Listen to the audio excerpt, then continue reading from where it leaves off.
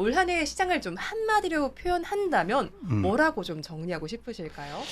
결리 망의. 네. 이득이 눈앞에 보이면은 정의고 뭐고 자신들의 이득 챙기기에 열중했다. 네. 이게 올해 우리나라 시장에도 이처럼 적합한 말이 있을까? 좋아요, 구독. 이슈가 있을 때마다 좀 크게 좀 명확하게 흐름을 잘 짚어주셨습니다. 예. 그런 만큼 올 한 해 시장을 좀 한마디로 표현한다면 뭐라고 좀 정리하고 싶으실까요?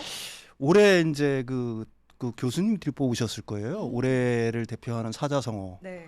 결리 망의. 네. 즉 이득을 보고서는 그 발음을 잇는다, 의로움을 잇는다는 얘기죠. 이득이 눈앞에 보이면은 정의고 뭐고 자신들의 이득 챙기기에 열중했다. 네. 이게 올해 우리나라 시장에도 이처럼 적합한 말이 있을까? 저는 그런 생각을 합니다.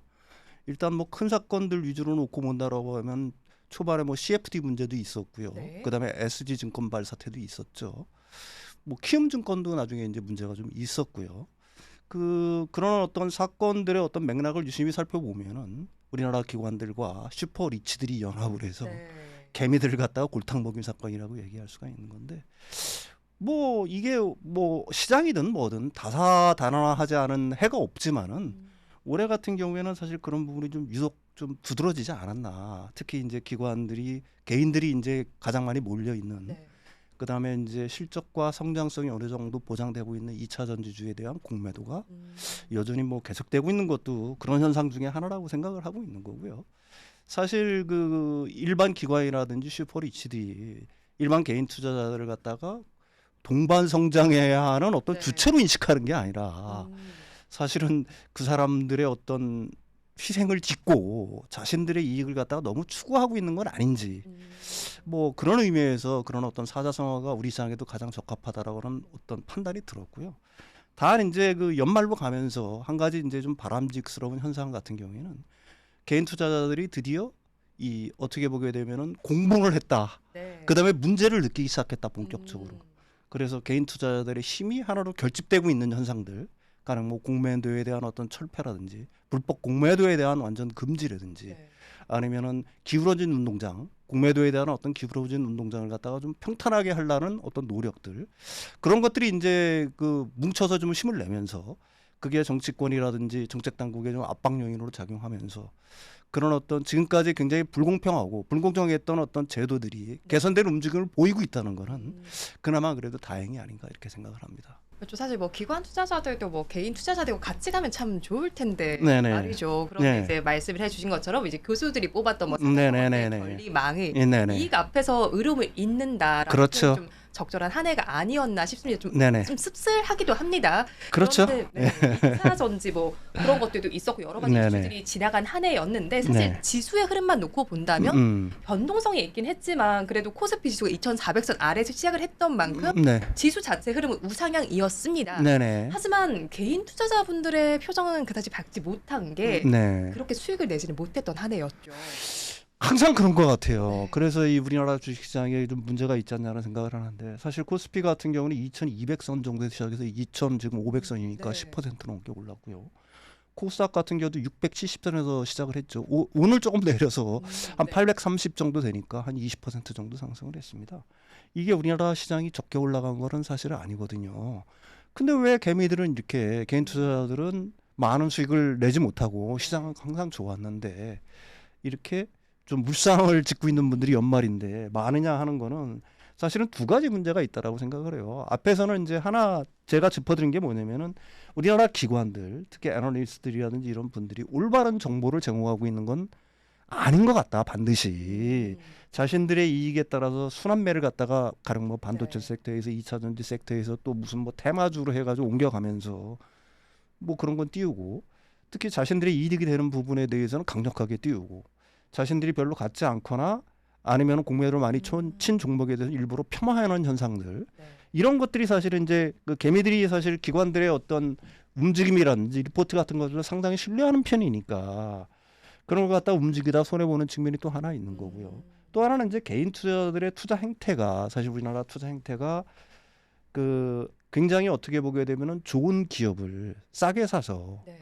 좀 그 고점에서 이렇게 파는 행태가 아니라, 어떻게 보면 중장기적인 투자를 하는 게 아니라 모멘텀이라든지 어떤 테마주의주의 일종의 뭐 아주 전문적인 트레이더들이라 할 수 있는 어떤 투자 방식을 갖다가 잘못 배운 투자 방식을 적용해서 시장에 접근하는 것도 하나의 원인이 될 수가 있을 것 같아요. 제가 생각하기에는. 그다음에 이제 가장 제가 생각하기에는 개인 투자자들이 고쳐야 될 게 뭐냐면은 시장이 좋을 때 우르르 몰려 들어와요. 항상 그게 포모 증후군이라고 보통 얘기를 하죠. 막 시장이 다로 오르고 하면은 그때 가서 시장에 들어온단 말입니다. 근데 그게 사실은 가장 피해야 될 거거든요. 사실은 아무도 돌아보지 않을 때, 많은 사람들이 관심이 없을 때, 그런데도 좋은 기업들의 주식이 굉장히 싸게 있는데도 아무도 거들떠보지 않을 때, 사실은 그때 사가지고 기다리는 게 개인 투자자들이 그 돈 많은 사람들이나 기관 투자자들을 이길 수 있는 유일한 방법인데, 그걸 갖다 거꾸로 하고 있는 것도 사실은 개인 투자자들의 어떤 성적이 좋지 못한 하나의 원인이지 않을까 이렇게 생각을 합니다. 지난 방송에서는 연말 공매도 규제 이슈를 잘 살펴봐야겠다고 좀 짚어주셨었는데 네네. 모멘텀이 길고 크지 않을 것이다라고 보는 측도 있습니다. 평론가님의 의견 어떠실까요? 이것도 역시 마찬가지.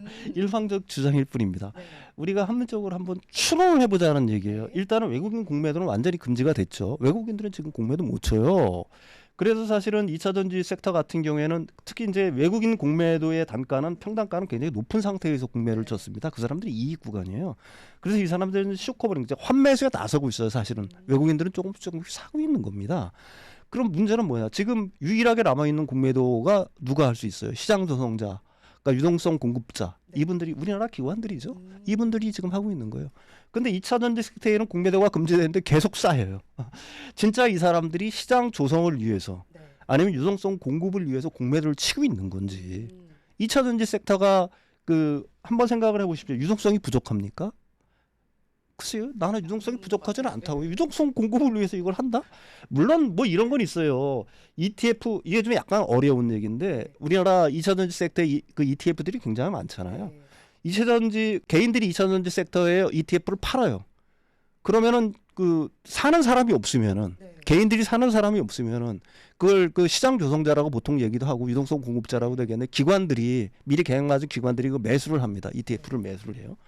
근데 ETF를 매수를 했어요. 근데 2차전지 섹터가 계속해서 만약에 떨어진다고 생각해요. 이 사람도 손해겠죠. 그러니까 이 손해를 해지하기 위해서 공매도를 치게 돼 있습니다. 그게 이제 사실은 해지 목적의 공매도고 그거는 어떻게 보게 되면 시장에서는 필요한 거예요. 반드시. 근데 과연 이 목적으로만 지금 공매도를 치고 있느냐. 이런 게 이제 그 개인 투자자들이 굉장히 의구심을 갖고 있는 거고요. 사실 이걸 갖다가 11월에 금융감독원에서 11월 말에 전수조사를 해가서 발표를 하겠다라고 얘기했어요. 근데 아직도 강간무소식이에요. 글쎄요. 제가 생각하기에는 이걸 그대로 묻어두지는 못할 겁니다. 왜냐하면 내년 총선이 있으니까. 그다음에 개인 투자들이 뭐 일부에서는 한 1,400만 정도 된다고 하고 또 다른 사람들은 한 1,700만 정도가 된다고 해요. 이거 세력을 무시할 수 없는 거거든요. 지금 개인 투자들이 공매도의 폐해에 대해서 과거와는 다르게 굉장히 울분을 토하고 있고 그 폐해에 대해서 완전한 인식을 하고 있는 겁니다. 그래서 끊임없이 청원들이 올라오고 있는 거예요. 불법 공매도부터 시작을 해서 지금 이런 어떤 시장 조성자라든지 아니면은 유동성 공급자에 대한 공매도까지 원천 금지를 시켜라. 그다음에 전수조사를 해가지고 반드시 밝혀내라는 청원들이 계속해서 올라오고 있는 거거든요. 그래서 이걸 갖다가 과연 정치권에서 마냥 무시할 수가 있을 것이냐 하는 그게 있는 거죠. 그래서 제가 생각하기에는 만약에 12월 정도에 금융감독원에서 그 지금 불법 공매도에 대한 전수조사한 걸 갖다가 시장조성자, 유동성 공급자 포함입니다. 만약에 발표가 돼가지고 금지를 시킨다라고 하게 되면은 이건 어떤 현상이라 해서 불꽃처럼 다시 일어나겠죠. 환매수 하나라 급할 테니까요. 단 이제 그렇지 않다고 하더라도 사실은 지금 상황에서는 이 불법 공매도에 대한 어떤 인식 자체들이 과거와는 차원이 다른 방식으로 진행이 되고 있기 때문에 지금 공매도로 인한 모멘텀이 길고 크지 않을 것이라고 보는 거는 제가 생각하기에는 너무 단편적인 생각 아닌가. 그러니까 어느 생각이 함정인가를 갖다가 여러분들이 판단을 하셔야 될 것 같은데 제가 보기에는 그래요. 그다음에 우리나라의 기관들이 친 공매도 같은 경우는 평단가가 낮습니다.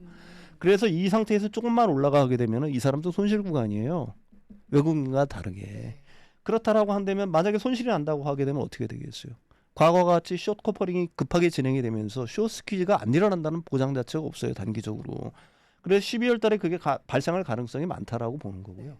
설사 그런 일이 발생을 하지 않는다고 하더라도 사실은 시간은 이미 공매도의 어떤 규제 방향으로 현 정치권 그다음에 현 정부가 방향을 틀었기 때문에 시간은 결국은 개인 투자 편이 될 거다. 단 개인 투자자들이 이런 어떤 불합리한 제도 개선을 갖다가 꾸준하게 요구하는 목소리들을 갖다가 계속 내줘야죠.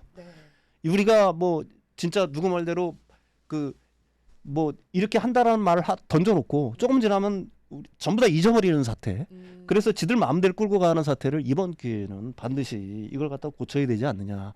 그러기 위해서는 개인 투자자들의 각성, 그다음에 어떤 집단화, 조직화, 이게 제가 생각하기엔 더 필요한 때다 이렇게 생각을 합니다. 네, 불법 공매도와 관련해서도 금융감독원에서 어떤 조사 결과가 나오는지를 한번 먼저 살펴보셔야겠고, 이제 저 공매도에 대해서 손질이 필요하다라고 정치권에서도 인식을 한 만큼 개인 투자자분들께서도 지속적으로 관심을 가지시고 이 결과가 나올 때까지 또 손질이 될 때까지 한번 계속해서 끝없는 관심 가져주시면 좋겠다는 의견을 제시를 해주셨습니다.